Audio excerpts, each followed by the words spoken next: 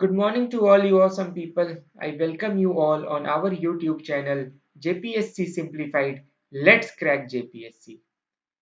तो दोस्तों हमारी जो पॉलिसीज ऑफ झारखंड गवर्नमेंट वाली सीरीज है उसको आगे बढ़ाते हुए आज हम कुछ इम्पोर्टेंट पॉलिसीज जो झारखंड सरकार ने पिछले सालों में रिलीज किया है वो हम पढ़ने वाले हैं। ठीक है, देखिए मेनली तो जो हमारी नई सरकार है उसने जो पॉलिसीज दी हैं वो ज्यादा इम्पोर्टेंट है आपके लिए। बट एक्चुअली क्या है कि जो जेपीएससी का एग्जाम है वो 2016 से हुआ नहीं है, तो हमको ये भी देखना होगा कि कौन कौन से इम्पोर्टेंट पॉलिसीज जो है हमारी प्रीवियस सरकारें भी लेकर आई थी जो हमारे एग्जामिनेशन के पॉइंट ऑफ व्यू से इम्पोर्टेंट है। तो कुछ ऐसी पॉलिसीज जो मैंने सिलेक्ट किया है आपके मनीष रंजन सर की बुक से, वो इस प्रकार से है। ठीक है, तो उनको आज हम अपने लेक्चर्स में कुछ को आज कंप्लीट करेंगे, कुछ को आने वाले लेक्चर्स में कंप्लीट करेंगे। और हमारी जो नई सरकार है उसके कुछ 3-4 पॉलिसीज और हमारे बचे हुए हैं। जैसे कोरोना के काल में आई थिंक सरकार ने 3 पॉलिसीज निकाला था जिसको मैंने आपको न्यूज़पेपर कटिंग में भी दिखाया कि पहला था बिरसा हरित ग्राम योजना, दूसरा नीलांबर पीतांबर जल समृद्धि योजना, तीसरा पोटो हो खेल विकास योजना और एक आई थिंक दीदी बाड़ी योजना। ठीक है, तो इन स्कीम्स को हम अगले लेक्चर्स में करेंगे। ठीक है, आज जो है हम कुछ प्रीवियस ईयर्स में झारखंड सरकार के द्वारा जो पॉलिसीज दिए गए हैं उनको स्टडी करने वाले हैं। तो आइए बिगिन करते हैं। सबसे पहले कुछ स्टैटिक फैक्ट जो हमें ध्यान में रखना है वो है कि जो मिनरल का डिपॉजिट है हमारे झारखंड में वो करीब करीब 40% है। हमारा झारखंड अकेला ऐसा स्टेट है जहाँ पे कोकिंग कोल का प्रोडक्शन होता है। ठीक है, सर के बुक में यूरेनियम भी दिया हुआ है, बट यूरेनियम जो है मैंने नेट में सर्च किया तो आंध्र प्रदेश में भी यूरेनियम जो है वहाँ प्रोड्यूस होता है। तो हमारा स्टेट ओनली स्टेट नहीं है, तो only state to produce coking coal Jharkhand है। ठीक है, अब फर्स्ट पोजीशन इन प्रोडक्शन की बात करें तो हम कोल में फर्स्ट हैं, माइका में फर्स्ट हैं, कॉपर में फर्स्ट हैं और काइनाइट प्रोडक्शन में फर्स्ट हैं। ठीक है, अगला जो डाटा है वो है कि हमारे यहाँ पे बहुत सारे इंडस्ट्रियल एरियाज हैं जैसे जमशेदपुर सरायकेला चाईबासा, रामगढ़ पतरातू हजारीबाग, लातेहार चंदवा, रांची लोहरदगा, बोकारो चंदन क्यारी, धनबाद गिरिडीह एक्सेट्रा। तो ये जो इंडस्ट्रियल एरियाज हैं इनका भी आपको एक नॉलेज होना चाहिए, एग्जामिनेशन के पॉइंट ऑफ व्यू से ये इंपॉर्टेंट है। देन इंडस्ट्रीज के इंडस्ट्रीज के जो अपलिफ्टमेंट है उसके लिए कौन कौन से मेजर्स हमारी सरकार ने लिए हैं। तो सबसे पहला है झारखंड इन्वेस्टमेंट प्रमोशन बोर्ड बनाया है, सिंगल विंडो क्लियरेंस किया जा रहा है प्रोजेक्ट्स का, ऑनलाइन पेमेंट की सुविधा चालू की गई है, ऑनलाइन वेरिफिकेशन हो रहा है, थर्ड पार्टी सर्टिफिकेट जनरेट हो रहे हैं, सेल्फ सर्टिफिकेशन का क्लॉज हमारी सरकार लेकर आई है, टाइम बाउंड अप्रूवल्स दिया जा रहा है, अवेलेबिलिटी ऑफ इंफॉर्मेशन ऑनलाइन कर दिया गया है, एसओपी फॉर अप्रूवल्स जो है ना, जितने भी अप्रूवल्स चाहिए उनके लिए एक पहले से स्टैंडर्ड ऑपरेटिंग प्रोसीजर्स बनाए गए हैं। देन डीम्ड अप्रूवल्स की भी व्यवस्था की गई है। सच मेजर्स, तो ये जो मेजर्स झारखंड सरकार लेके आई है ये क्या इंडिकेट करते हैं, तो ये इंडिकेटर हैं Jharkhand progress on adopting best practices for making an investor friendly environment in the state to facilitate investments, employment generation and welfare of the people. ठीक है, गोल्डन क्वाड्रिलेटरल जो है ये झारखंड में कहाँ कहाँ से पास करता है, तो धनबाद से, हजारीबाग से, बोकारो से और गिरिडीह से। ठीक है, तो ये 4 जगह है जहां से आपका गोल्डन क्वाड्रिलेटरल पास करता है। तो ये इंपॉर्टेंट पॉइंट है, आपको ध्यान होना चाहिए। फिर अगला जो पॉइंट हमको पता होना चाहिए कि near by ports, near by ports की बात करें तो एक तो कोलकाता पोर्ट है, एक हल्दिया पोर्ट है और पारादीप पोर्ट है। ये 3 पोर्ट जो है ये हमारे झारखंड के आसपास के एरियाज में है। ठीक है। Then eastern dedicated freight corridor जो है ये झारखंड को किन स्टेट्स के साथ कनेक्ट करता है? तो वेस्ट बंगाल, बिहार, यूपी, दिल्ली, हरियाणा, पंजाब और राजस्थान, इन स्टेट्स के साथ ईस्टर्न डेडिकेटेड फ्राइट कॉरिडोर जो है झारखंड को कनेक्ट करता है। तो ये कुछ इंपॉर्टेंट इंफॉर्मेशन थी जो आपको ध्यान रखनी है झारखंड के पॉइंट ऑफ व्यू से। ठीक है। अब आइए जो हमारा जो मेन स्ट्रीम टॉपिक है द पॉलिसीज ऑफ झारखंड, उसको हम स्टार्ट करते हैं। तो जो सबसे पहली पॉलिसी है वो है झारखंड इंडस्ट्रियल पॉलिसी, और ये किस ईयर में लाया गया था? तो ये 2001 में लाया गया था। ठीक है, ये सबसे पहला इंडस्ट्रियल पॉलिसी था। इसके बाद सन 2012 और सन 2016 में भी झारखंड इंडस्ट्रियल पॉलिसी लाया गया है। अब देखिए इसमें क्वेश्चंस कैसे पूछे जाएंगे। तो जनरली जो है आप देखोगे तो ईयर वाले क्वेश्चन पूछे जाते हैं कि इंडस्ट्रियल पॉलिसी कब लाया गया है, प्रोक्योरमेंट पॉलिसी कब लाया गया है, सोलर पावर पॉलिसी कब लाया गया है। ठीक है, तो इस तरीके से जनरली जो है ये डेट पूछते हैं।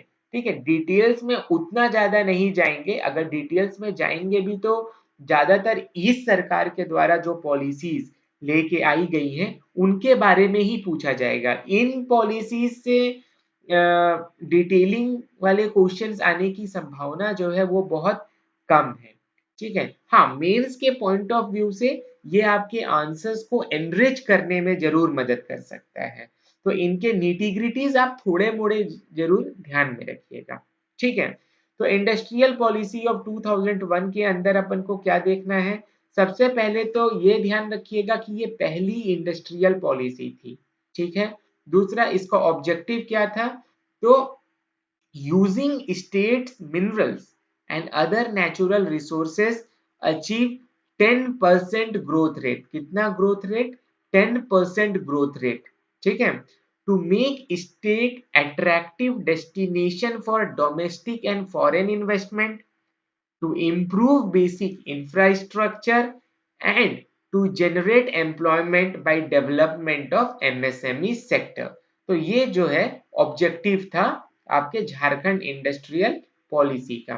और ये पॉलिसी जो है ये कितने साल के लिए लाया गया था? तो for 10 years, that is till 2011 ये पॉलिसी जो है वो लाया गया। फिर 2012 में जो है फिर से नई इंडस्ट्रियल पॉलिसी आई। ठीक है, अब इसके अंदर कुछ कुछ छोटी छोटी चीजें जो है ये ध्यान रखिएगा कि जैसे industries were provided development center, industries जो है उनको लैंड दिया गया था 30 इयर्स के लीज पे। Outside development centers separate land was provision for industries. ठीक है, उसके बाद development plan for MSME sector. CNT act 1908 को अमेंड किया गया था for land allocation to industries. Then Barhi Hazaribagh में एक नया मेगा डेवलपमेंट सेंटर बनाया गया था। Target of establishing micro industries in every block, ये इंडस्ट्रियल पॉलिसी ऑफ 2001 के अंदर एक क्लॉज था। उसके बाद बहुत सारे मिनी डेवलपमेंट सेंटर्स भी बनाए गए थे, जैसे कि चाईबासा और गोड्डा में तसर सिल पार्क बनाया गया। रांची और दुमका में agri based food processing park बनाया गया। कोडरमा में प्लास्टिक पार्क बनाया गया।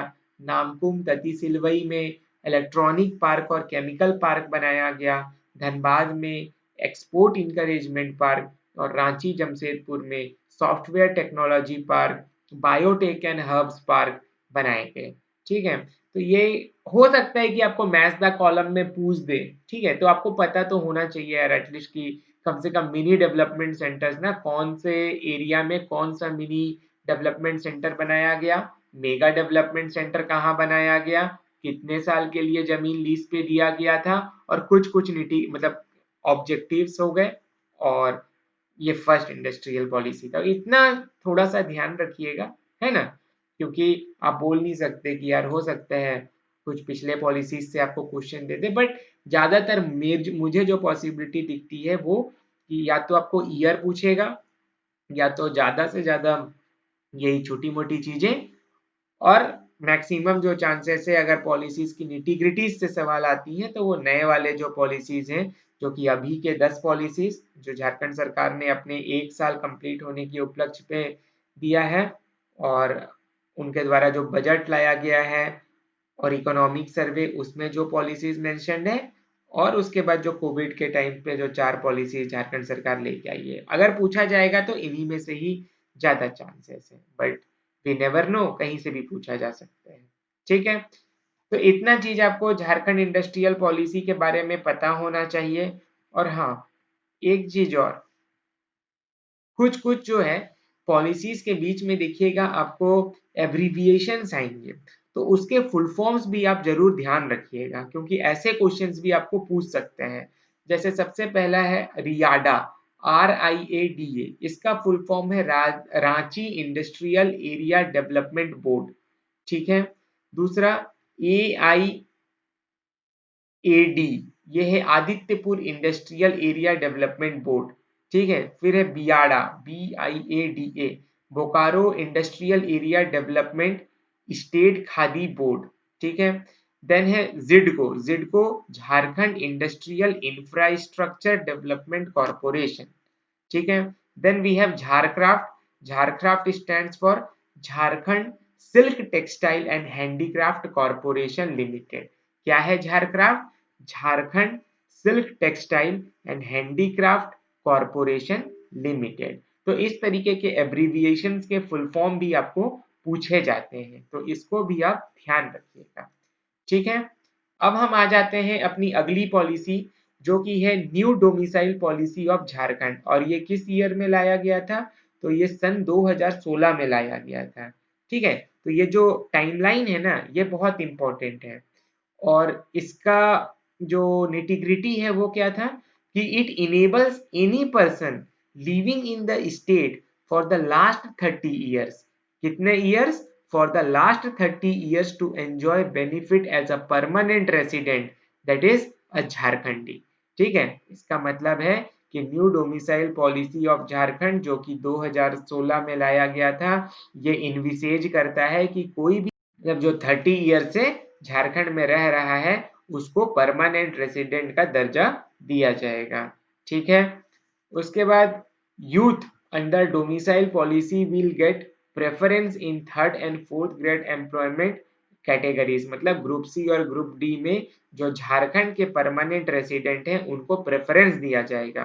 Under the policy local languages will be included in the JPSC, that is Jharkhand public service commission में लोकल लैंग्वेजेस को भी इंक्लूड किया जाएगा। जैसे कि आप देखते ही हो कि हम एक लिटरेचर का सब्जेक्ट लेते हैं, उसमें आपको खोरठा, मुंडारी और भी जो भी हमारे जो लैंग्वेजेस हैं इंडिजीनियस, है ना, उनके बारे में भी आपको पढ़ना पड़ता है। और 2001 में बाबूलाल मरांडी जो है ये डोमिसाइल का कट ऑफ डेट एज 1932 जो है लेकर आ गए थे, जो कि झारखंड सरकार ने स्ट्रक डाउन कर दिया था।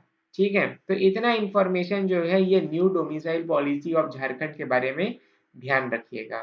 ओके, तो आज की डेट में भी हम 2016 के हिसाब से ही काम कर रहे हैं, है ना। 1932 का डोमिसाइल पॉलिसी जो है ये हम अभी एक्सेप्ट नहीं किए हैं। ठीक है, वैसे अब अगला जो पॉलिसी है वो है झारखंड फूड सिक्योरिटी पॉलिसी। ये भी 2014 में लाया गया था, और पहले क्या था कि झारखंड में 5 क्लासेस ऑफ बेनिफिशियरीज हुआ करते थे, लेकिन आज की डेट में सिर्फ 2 ही क्लासेस ऑफ बेनिफिशियरी हैं।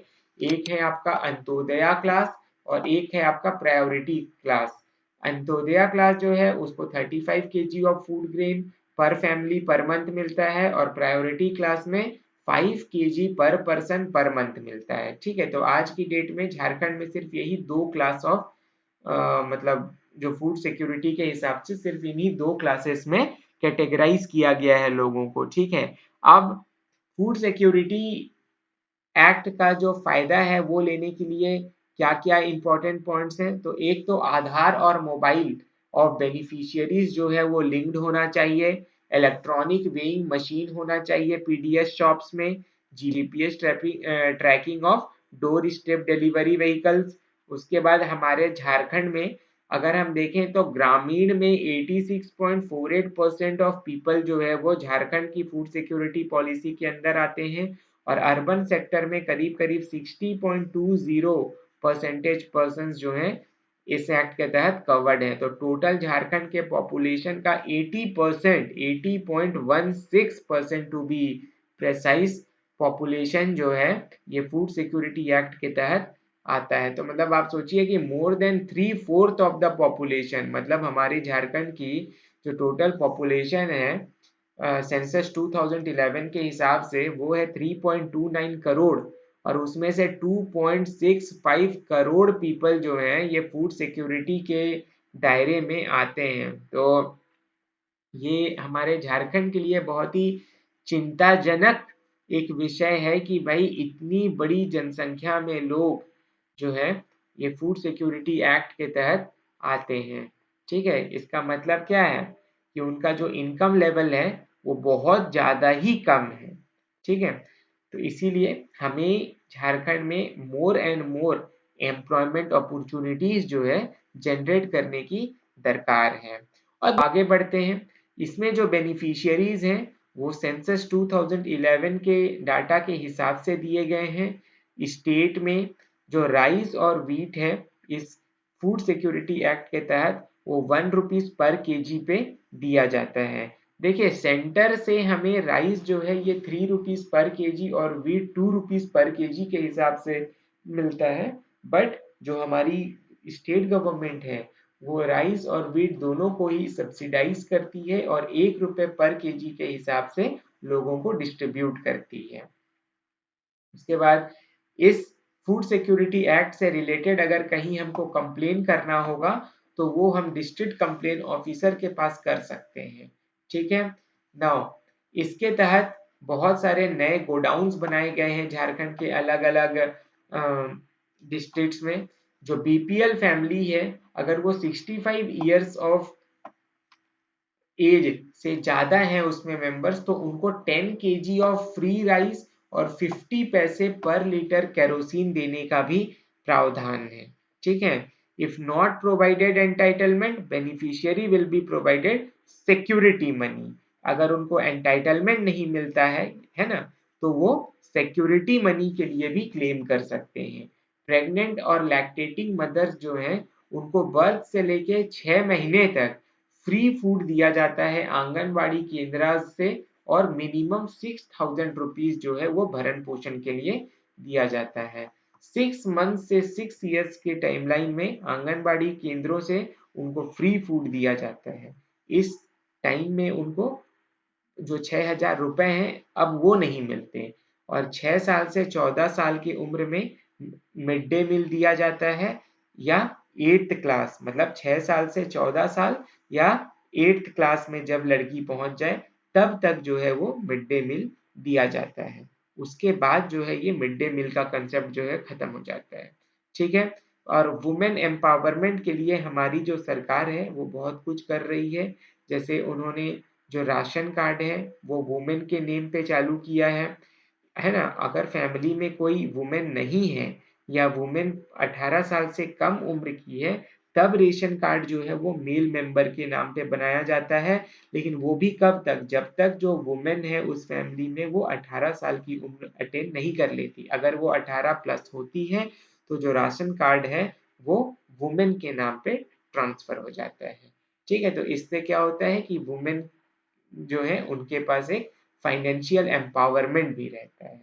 ठीक है, तो ये था आपका Jharkhand food security policy of 2014। ठीक है, अब हम अपने अगले जो पॉलिसी है वो है राइट टू सर्विस एक्ट 2011। देखो अभी अभी हमने जो परसों लेक्चर किया था उसमें हमने देखा था कि झारखंड सरकार के द्वारा ये राइट टू सर्विस एक्ट को फिर से रिआइटरेट किया गया है। ठीक है, तो आपको पता होना चाहिए कि ये जो एक्ट है ये 2011 में लाया गया था। इसके तहत 175 सर्विसेज जो हैं जो कि स्टेट गवर्नमेंट के अंदर आती हैं उनको उनका जो टाइमली इम्प्लीमेंटेशन है और टाइमली कंप्लीशन है वो तय किया गया था। लेकिन मैक्सिमम जो लोग हैं वो इस राइट टू सर्विस एक्ट से अनअवेयर हैं, और दूसरा अगर अवेयर हैं भी तो जो हमारी एजेंसीज हैं वो इन एक्ट को सीरियसली नहीं लेती हैं। बट अभी अभी हमारी जो राज्य सरकार है उसने इस चीज को रिआइटरेट किया है कि अब जितना अवधि दिया हुआ है किसी भी कार्य को करने का, उस अवधि में अगर वो कार्य नहीं होता है तो लोग कंप्लेन कर सकते हैं और उनको जो है प्रॉपर कंपेंसेशन दिया जाएगा। कैसे? जब मतलब जो कंपेंसेशन है उनको इन लोगों से, जो हमारी जो एजेंसीज हैं जो सही समय पे काम नहीं करेगी उनसे फाइन वसूल किया जाएगा और इनको कंपेंसेट किया जाएगा। ठीक है, तो आने वाले दिनों में हम होप करते हैं कि झारखंड की जो एजेंसीज हैं, गवर्नमेंट, खासकर गवर्नमेंट एजेंसीज, उनके द्वारा जो भी काम है वो सही समय पे किया जाएगा। ठीक है, और आप ये एक छोटी सी फैक्ट याद रखिएगा कि राइट टू सर्विस एक्ट को फर्स्ट स्टेट जिसने इम्प्लीमेंट किया था वो मध्य प्रदेश था। कौन सा स्टेट था? तो मध्य प्रदेश था। ठीक है, अब इसमें कौन कौन से कामों को इंक्लूड किया गया है? तो 18 सेक्टर्स के 50 सर्विसेज जैसे कि pension, scholarship, electricity, postmortem report, caste certificate, residential certificate, ration card, इन चीजों को right to service act of 2011 के तहत इंक्लूड किया गया है। ठीक है, तो इतना इंफॉर्मेशन जो है आपको राइट टू सर्विस एक्ट 2011 के बारे में पता होना चाहिए। अब अगली जो पॉलिसी है वो है झारखंड प्रोक्योरमेंट पॉलिसी ऑफ 2014। इसके तहत क्या करेगी कि झारखंड सरकार इंडस्ट्रियल डेवलपमेंट और एम्प्लॉयमेंट जनरेशन को इनकरेज करेगी। स्पेशल फोकस रहेगा एमएसएमई सेक्टर में, सस्टेनेबल ग्रोथ और डेवलपमेंट को प्रमोट किया जाएगा। ठीक है, ये बेस्ड है किस पे? तो ये बेस्ड है core principles of encouraging competitiveness amongst local MSMEs and other industrial units through sound and fair and transparent practices. ठीक है, aimed at facilitating for purchases from MSMEs of the state by government department and institution। तो इस procurement policy of 2014 का एक M है कि Jharkhand state में जितनी भी एमएसएमईज हैं उससे झारखंड की जो स्टेट गवर्नमेंट है वो ज्यादा से ज्यादा बाइंग करे। और इसमें एक टारगेट भी तय किया गया है कि annual goal of achieving overall procurement of 20% of total annual purchases of products and services rendered in a period of 3 साल में, कि 3 साल में कम से कम 20% जो है हम जो भी परचेज करेंगे वो झारखंड स्टेट से होना चाहिए, मतलब अपने ही स्टेट से होना चाहिए, और वो खासकर एमएसएमई से होना चाहिए। और इस 20% में भी एक सब टारगेट है 20% का कि हम वैसे एमएसएमई से प्रोक्योर करें जो कि एससी एसटी से बिलोंग करते हैं। ठीक है, जो एससी एसटी कैटेगरी के द्वारा रन करने वाले एमएसएमईज हैं उनसे हम 20% जो है प्रोक्योरमेंट करें। ठीक है, exclusive list of goods and services to be procured from MSMEs. ठीक है, तो कुछ एक्सक्लूसिव ऐसे आइटम्स होने चाहिए जो हम सिर्फ और सिर्फ एमएसएमई से ही प्रोक्योर करेंगे। तो ये सब जो है झारखंड प्रोक्योरमेंट पॉलिसी के कुछ इंपॉर्टेंट या सैलिएंट फीचर्स हैं। ठीक है, अब अगली जो पॉलिसी है वो है Jharkhand food processing industry policy of 2015। और इस पॉलिसी को हम अपने अगले लेक्चर में पढ़ेंगे, क्योंकि अगर लेक्चर बहुत ज्यादा बड़ा हो जाएगा तो आप भी बोर फील करेंगे और मेरे को भी पढ़ाने का कोई मतलब नहीं होगा, क्योंकि जब उतना लंबा जो है वीडियो आप देखना पसंद भी नहीं करेंगे। ठीक है दोस्तों, तो आज का लेक्चर को हम यहीं पे बाइंड अप करते हैं। लेक्चर अच्छा लगा हो तो लेक्चर को थम्स अप बटन दीजिएगा। इस सीरीज में मेरे साथ बने रहने के लिए चैनल को सब्सक्राइब कीजिएगा, अपने दोस्तों के साथ शेयर भी कीजिएगा, और अच्छे से पढ़ाई कीजिए। एग्जाम्स नजदीक आने वाले हैं, तो होप करता हूँ कि आपकी तैयारियां जो हैं एकदम जोरों शोरों पे हैं, उसको कंटिन्यू रखिए। और मैं अपनी पूरी कोशिश कर रहा हूँ कि जितने चीज़ों को मैं आपके लिए आसान बना सकूं उतनी आसान बनाने की कोशिश मैं पूरी तरीके से कर रहा हूँ। ठीक है दोस्तों, तो मिलते हैं आपसे अगले लेक्चर में, तब तक के लिए धन्यवाद।